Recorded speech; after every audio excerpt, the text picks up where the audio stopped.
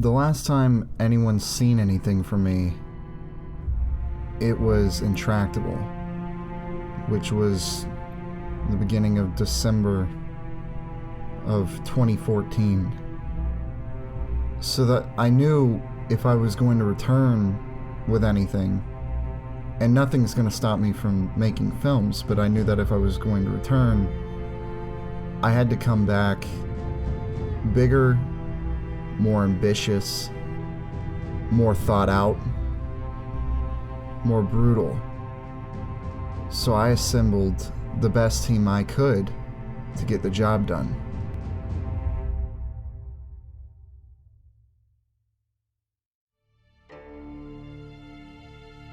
There were some lines that expressed your philosophy. I don't know if you remember them or not. I remember that. I said, this is what it is, okay?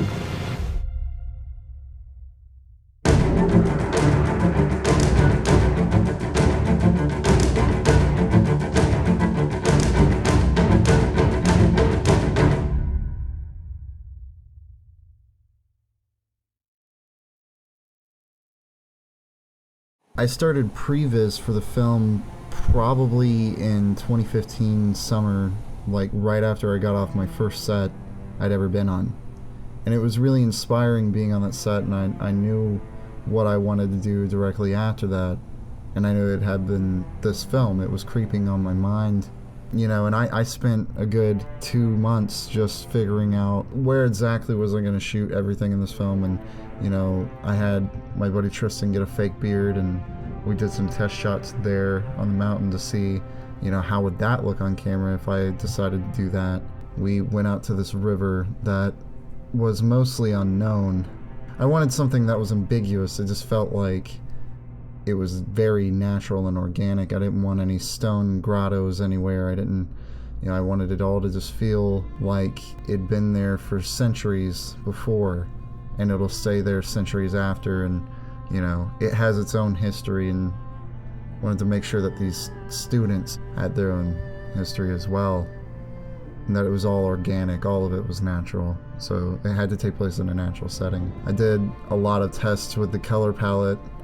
You know, I really didn't know what I was going for at the time, so this was a great chance. You know, I tried a lot of vibrant colors. I remember I tried a lot of pushes on greens and blue hues, and just really messed around with Da Vinci for a while on Vlog, until I started getting like some really cool, interesting effects with sabers, because I was trying to go for more of an original trilogy kind of look for the blades, of, you know, originally at least.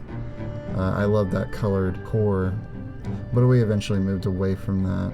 But I always really am thankful that Kevin came out here and helped me shoot at these test locations, just kind of swung around like an idiot for me, because it really helped in the long run. We started choreography, and you know, I think it was about 4 months of solid work on the choreography, just including blocking. Cesar Garibay, who had worked on other little lightsaber fights with me in high school, was originally going to play the main character of the film, so he definitely helped so much. You know, I'd come home from work every day, and we would just practice all the time. We originally wanted a double-bladed lightsaber, but that didn't work out because we tried so many variations of the hilts, but it just didn't pan out the way we needed it to.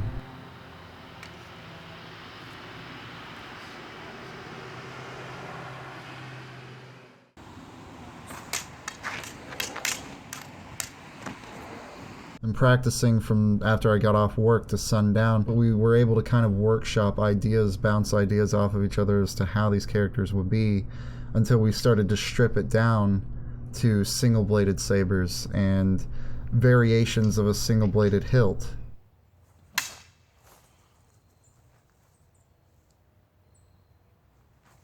I originally was going to play the antagonist, but I didn't want to, so I was on the lookout constantly for someone else to play it. And I found that in Ernesto Garibay, Cesar's brother. Ernesto found a way within the next few weeks to become everything that I needed in the antagonist.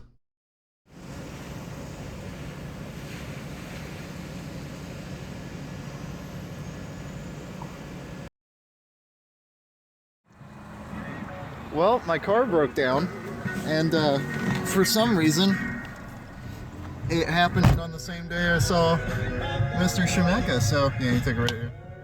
So that's a thing.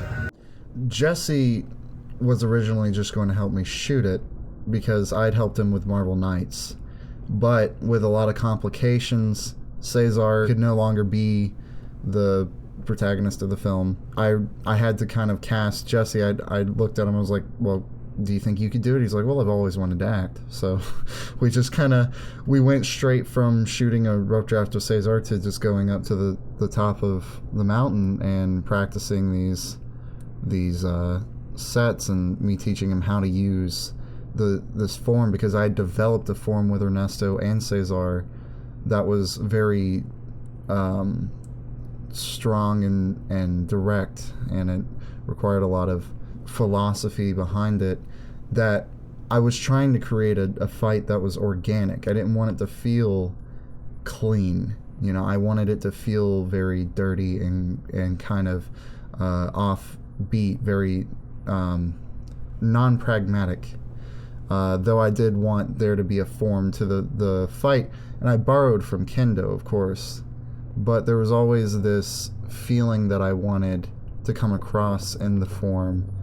I wanted it to be very brutal and fast, but also have an intent to each strike. We focused with Ernesto and Cesar for a very long time how to characterize these people emotionally just through each movement. So we were really trying to tell a story through the fight, and I would give Jesse very hilarious, exaggerated movements to show him what he should be doing so that we're on the right track.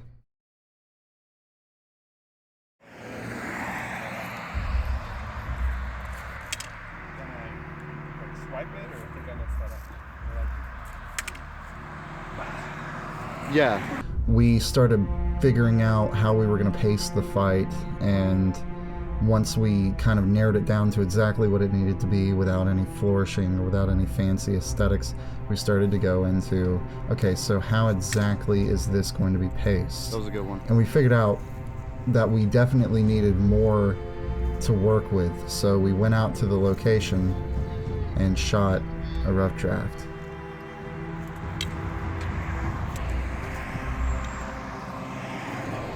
All right, yeah, and you walk away, and he grabs his saber. Ernesto, you stop, and he gets up, and then you reset.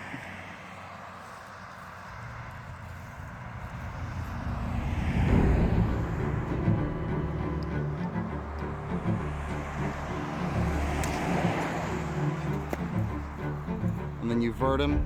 He's trying to get up. We needed to make sure everything was going to line up with what the philosophy of the school was, which is to be simple and be direct and to bend. And all of those things, all of those ideas have to carry through in the choreography, otherwise they're redundant. So when we went out to this location and we practiced, how are we going to shoot this? How is it going to be paced? When do we want to cut to the extras in the scene? What is the motivation? And how is this location, them being ankle deep in the water, how does that change the fight emotionally and physically? Does it slow things down for them? And does it make it harder? Does it enhance the tension in the film? The fact that they would compromise their footing just to fight one another. And then he's like that, and then punches him. Like, stay the way. Okay, on this one, time remap me if you can, okay? And just like, use the one where I fall right here. That looked like he really hit you. Yeah, that's what I'm saying. Use this one because from the good take, I just run off. Because I didn't know if we were using that take or not. But that looks like I straight up got punched, so. It's natural. Oh, sorry, Max. Like, this is kind of like an idea, the storyboard. There's really not much to it. This is like kind of like when it comes to extras. Mm-hmm. What the shots will probably be like. Yeah, that would have to be like a 50 or so, or more like a 75. But I don't know if we should just rent a 75 or rent a 75 and a 50. That'd be so expensive. I mean, I would honestly just use 25 for any of the close-up stuff because I think you can replicate any of it. Even like that on Yeah. the 25. Yeah. Okay, because I haven't used the 25 as much as you have. I would like to sometime in between that to go, if it's alright with you, to your place and shoot and just be good with everything. You know, just have it really ingrained into what we're doing. Yeah, and then whenever, show up, yeah, and then we can decide on a shooting day after that. Wow. But without the water and stuff, that way we don't have to worry about that. So on the day of, all we really have to worry about is the footing. Fall, like move to the right just because like you'd see my silhouette better. And then we could just cheat the shots when we actually start fighting. If we can manage to do that, yeah, but if we can't, you know what I mean? We'll probably do both. And You know, just- you'll be able to see it too once you do the rotoscoping of the lightsaber. Yeah, that's exactly. You'll be able to see fine, and especially on a higher bit rate, you know, when it's 4K, you'll be able to see you fine. Shooting on 50, I can tell where the saber should spread at. I can't see it. You can't even see Once it. it blends in with the woods. Oh no, I can see it. Most of the Because I things can that I go didn't all the way expect through, for this film to have, it was just a fight at first, and then it just kept expanding because of the great collaboration with everyone else and the openness to, you know, share our ideas with one another and say, well, you know what, this might actually work better. It really ended up molding this film into something that I'm genuinely proud of, and that was ultimately the whole goal, was to make something that I didn't feel like I needed to give a disclaimer for. So I'm very happy with what we have put together.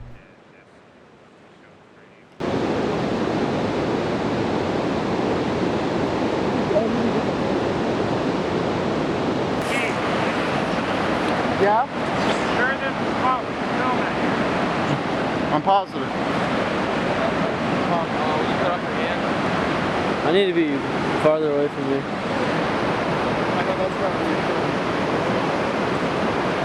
Dude, come here. We're gonna be roughly. There's the other pole. It's a different river. You gotta fight through it.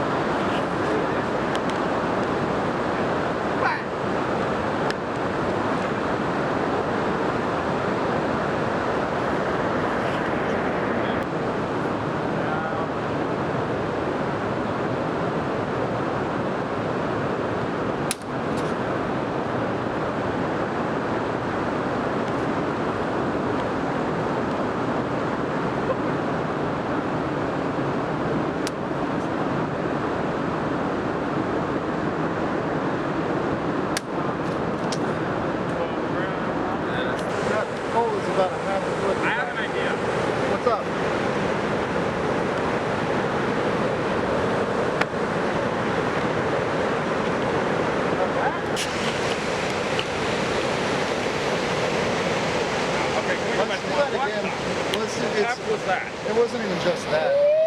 It wasn't even just that. Did we take that out? Because that took the skin off my foot. Just get emotional coverage of both of them. I think we should just change up the whole fight. I'll just be on my knees the whole time. Double side. What's your name?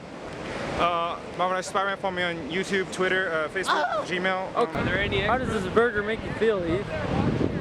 He's over there. So we do want. Hey, come here. Look at the frame. Talk to me.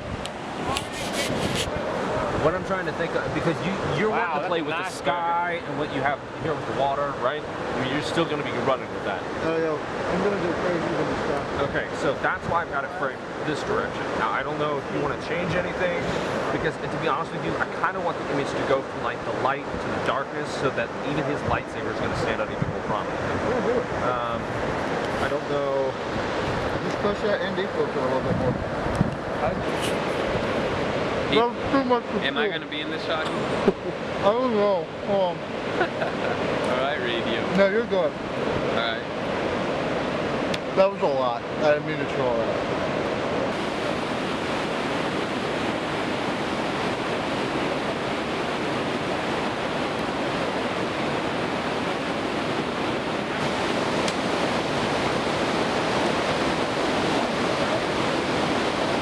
Tucker's face cut so.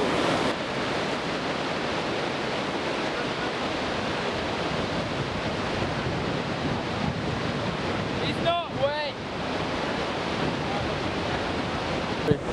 Once you get flipped, it's going to get brutal for you. For all of us, really, because we're all going to be in there like knee deep, but you're going to be, it's going to be bad. It's gonna be chilly. Going in deep, boys. Knee deep in the water somewhere. Got Throw up the gang sign. Every director has a picture with a nice camera.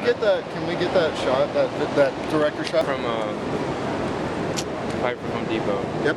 Yeah, I saw that on YouTube. I was looking up how to build your own lightsaber because... You wanted to make one for this? Yeah. Well, I didn't want to spend too much money on that one, but I got a brass one, so it was about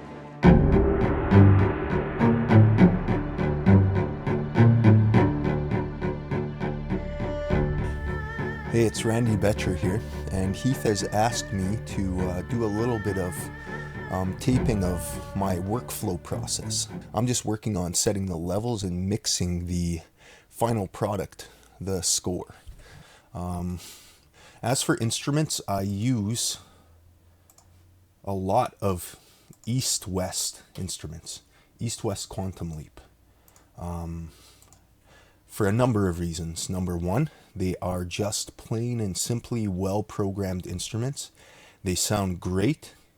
They are great at capturing realism when it comes to emulating different instruments. I used a lot of their taikos in the score to give it that Eastern percussion flavor. I used a Pocket Blackus cello for both my legato and spiccato string lines.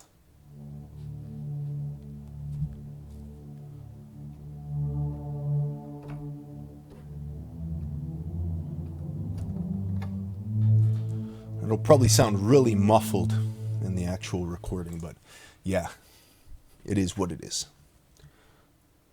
And a sample, what I took for these low thumps, let's see here, low thump. That boom. The low thumps, let me just solo that.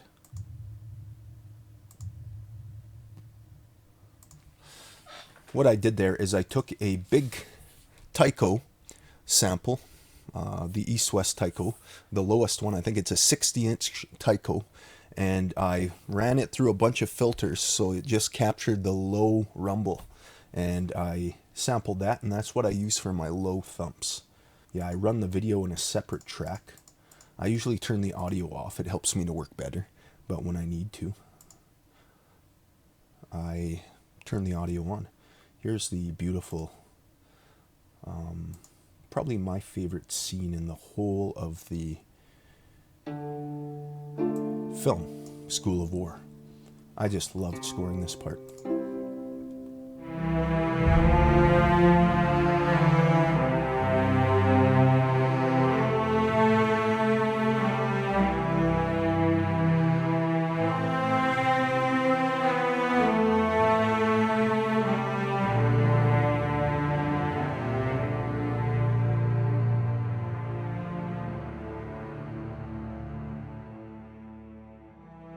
As I approach the score, I'm trying not to allow the sound to be action driven.